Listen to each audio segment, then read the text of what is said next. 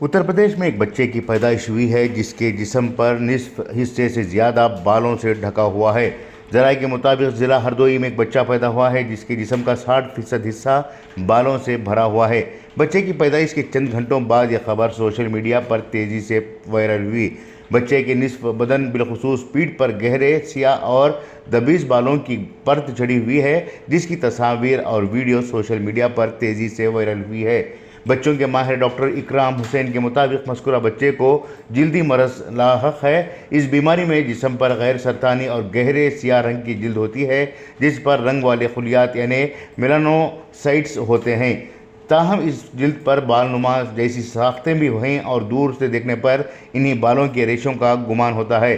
ماہرین کے مطابق 20 سے 50 ہزار بچوں میں سے کسی ایک بچے کو ایسی پیدائشی طور پر یہ بیماری لاحق ہوتی ہے۔